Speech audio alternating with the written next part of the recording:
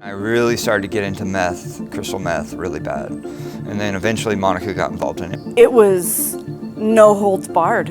I just went crazy with drug use, with committing crime. He and I weren't together. I was on the streets. Me and the kids, we were hopping back and forth from house to house, drug houses usually, because I had nowhere else to go. And it all went downhill from there.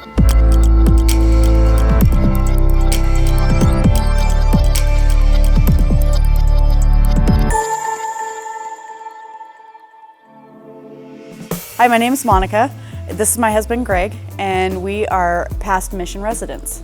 So me and Monica met in 2001. We kind of hit it off right then and there. Like it was just, we were both head over heels with each other. I mean, our relationship was off to a really fiery start. He had already been in his addiction for a period of time before meeting me. So there were arguments between he and I, there were arguments between my family and him, and it just was really very chaotic. We very quickly became parents, very quickly also became addicts together. I was going from place to place, staying with my dad. There was a really toxic relationship with me and my dad. And I really started to get into meth, crystal meth, really bad. And then eventually Monica got involved in it. I had gotten caught, so I was on probation and going to jail multiple times, did a lot of stretches in jail. So we got married in June of 2004, but then after our son was born and I left him in 2005, I filed for divorce in 2006. And the pattern pretty much though was wash and repeat, wash and repeat. Every time Monica would lose me, I would do what I had to do to get her back. And I'd get her back and then I'd fall right back in because I wasn't addressing the root of the matter. I had always known the Lord in a sense that I had known him, but I hadn't been walking that walk. So every now and then I'd talk to Monica about him and stuff, and we'd have our little moments, but she wasn't really following that path. She was following a different path. 2009, I went to prison. I was charged and convicted for theft and embezzlement and burglary.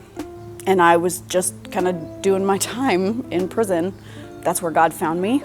It was surreal the way that it all happened. And there was this girl that kept asking me to come out to chapel. So I'm sitting there and I kid you not, that pastor was talking to me and everything that he said just cracked right through my heart, and I got myself a Bible. It was a Catholic Bible, but that's all they had in the jail. So I just started reading. I remember I was facing that prison time and I had this strange peace. I was just okay with going to prison. Who's okay with going to prison? But I was okay with going to prison. I knew that there was something that God was going to show me there.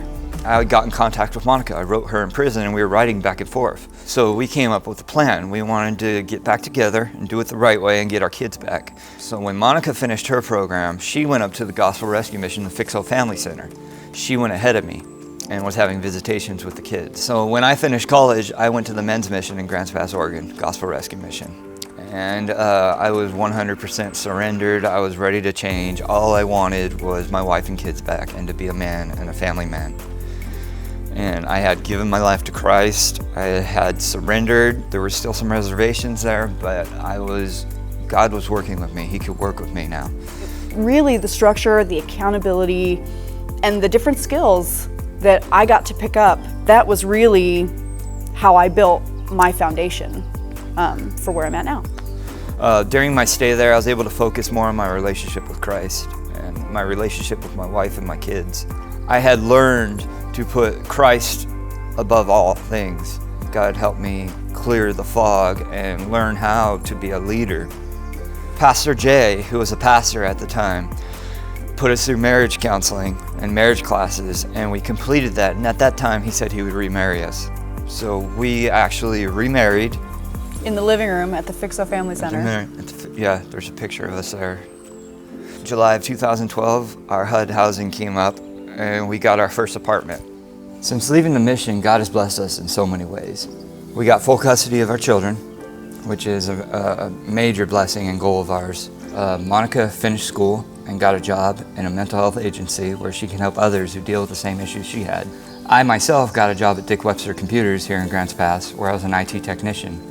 Later on down the line, the mission offered me a position working on IT, newsletters, and videos, and that's where I'm at now. So this year, God blessed us with our own home. So we are officially homeowners now. And from having nothing 10, 13 years ago to being a homeowner now and working for the mission, being able to give back what they've given to me is really better than anything I could have ever imagined.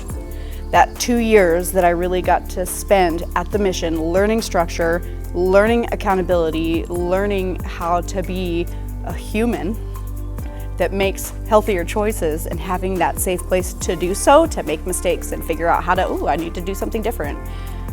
That has really helped me be able to continue that process today. Being an addict, a lot of us want that instant gratification.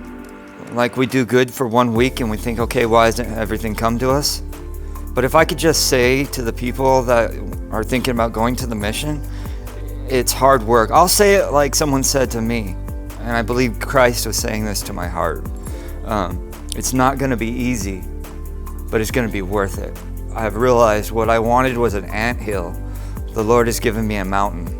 And I mean, I really was a scumbag, dirtbag, unfaithful to my wife, unfaithful to my family, a thief, a user, everything. And it's like, that's where I was. And now I'm here. And I couldn't do it on my own. But with the help of the mission, Christ used the mission to get to me and to make me into the man I am today.